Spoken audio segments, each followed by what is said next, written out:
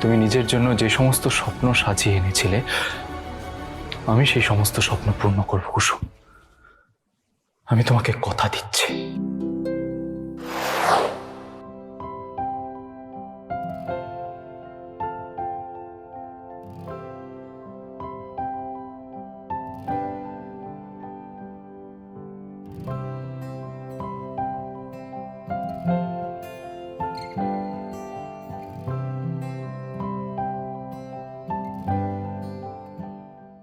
Three two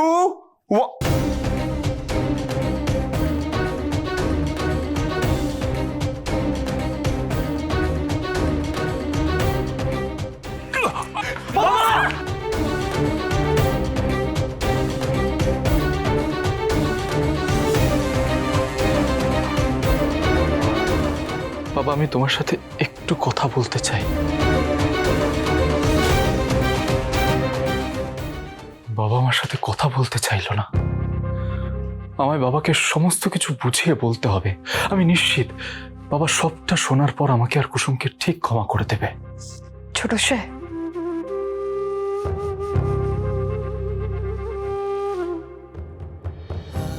নিচে সবাই খেতে বসেছে, আপনিও চলে আসুন। কি হলো? কুসুম কেন এভাবে আমাকে এড়িয়ে চলে যাচ্ছে? কি হয়েছে ওর? কুসুম দাঁড়াও, আমার দিকে তাকাও। কি হয়েছে কুসুম?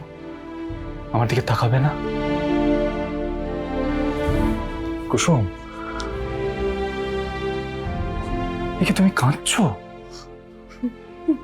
না না, কাঁদছি না, আসলে চোখে ধুলো পড়েছে তো, তাই আর কি। তুমি মিথ্যে বলছো কুসুম, আর তুমি মিথ্যেটাও ঠিক মতো বলতে পারো না, সেটা তুমিও জানো। বুঝতে পারা যায়।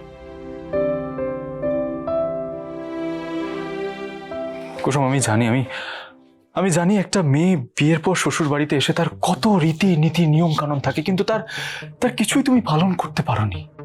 আমাকে একটু সময় দাও, আমি বাবাকে সবটা বুঝিয়ে বলবো, আর মাকেও সমস্ত সত্যিটা বলবো। তুমি তোমার অধিকার নিয়ে বাড়িতে আসবে কুসুম, কারোর দয়ায় বা করুণায় নয়। আমি তোমাকে যখন কথা দিয়েছি তখন আমি সেই কথা রাখবো। কিন্তু আমি তো সেটা চাইনি ছোট সাহেব।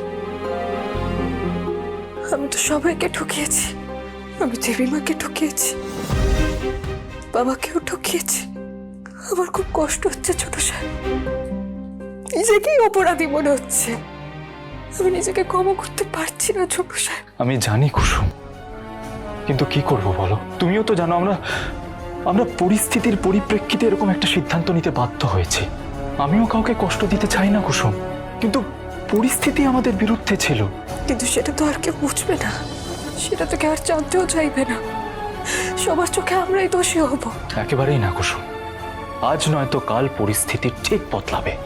আমি পরিস্থিতি বদলাবো। তুমি নিজের জন্য যে সমস্ত স্বপ্ন সাজিয়ে এনেছিলে আমি সেই সমস্ত স্বপ্ন পূর্ণ করব কুসুম। আমি তোমাকে কথা দিচ্ছি।